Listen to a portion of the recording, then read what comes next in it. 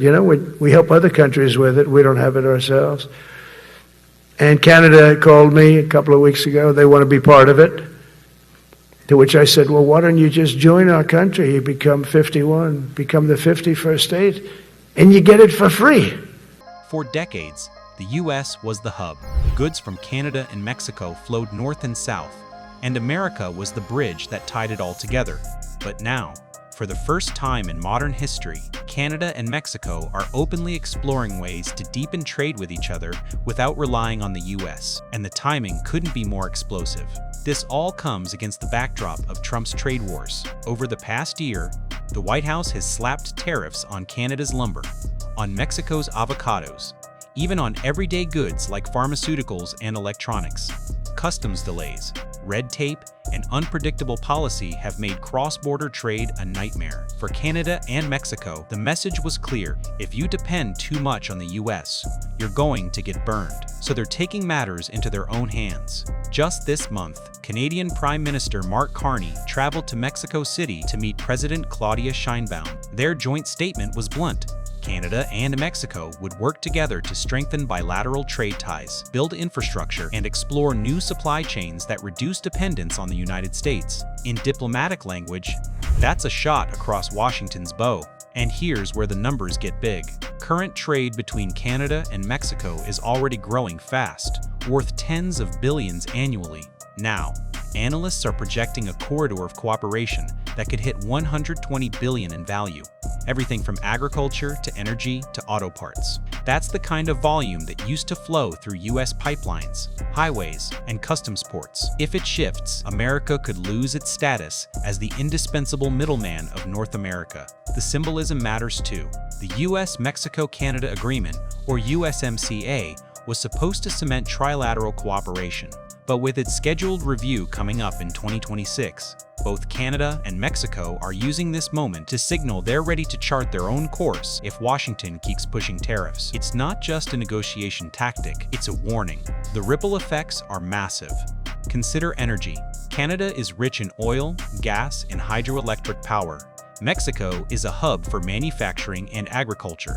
Together, they can design new routes, pipelines, railways, digital corridors that bypass U.S. bottlenecks. Imagine Canadian LNG flowing directly to Mexican ports, fueling Asia without touching U.S. soil. Imagine Mexican produce heading north to Canadian supermarkets without being slowed down at the U.S. border.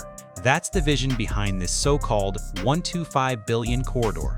And American companies are nervous. Walmart, Ford, General Motors, and countless U.S. agribusinesses rely on being the connective tissue between Canada and Mexico. If those two countries decide to tighten trade directly, cutting America out of the loop, U.S. corporations lose leverage. They lose profits.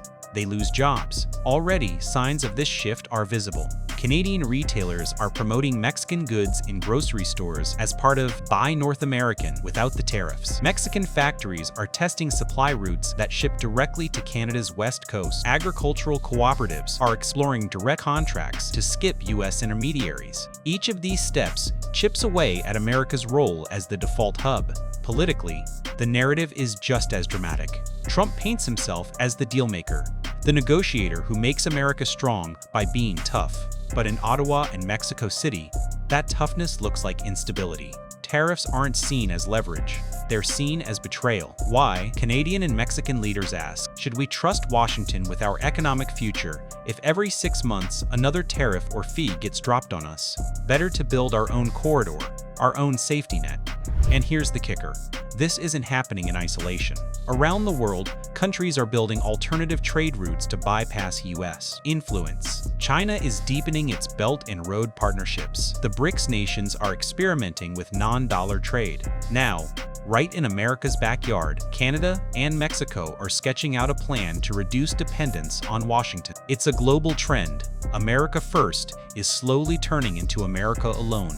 Critics say the $120 billion corridor is more vision than reality. They point out that geography makes it impossible to truly bypass the U.S. Most goods still flow across American highways and rail, but symbolism drives markets as much as reality. If investors, corporations, and policymakers believe Canada and Mexico are serious about bypassing the U.S., trade flows will adjust. Money follows confidence. And right now, confidence in Washington's trade policy is at rock bottom. Factories are already feeling the uncertainty.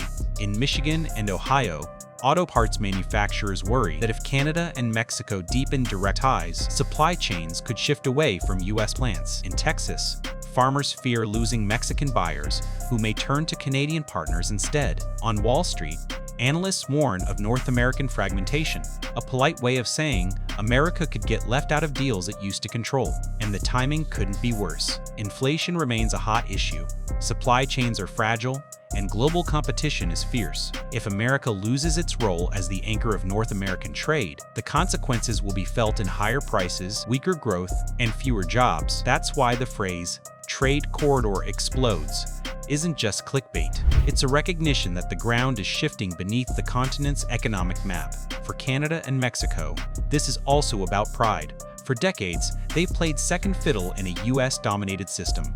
Now, by linking arms, they're sending a message: we can stand on our own. In Mexico, politicians frame it as economic sovereignty. In Canada, it's about resilience against US unpredictability. In both cases, it plays well domestically and boosts leaders who are seen as defending national interests. And while Trump may dismiss it as political theater, businesses know better. The freight numbers don't lie. In March 2025 alone, U.S. trade with Canada and Mexico hit nearly $145 billion. If even a fraction of that pivots into direct Canada, Mexico flows without U.S. participation, the losses add up fast. $120 billion isn't a fantasy number.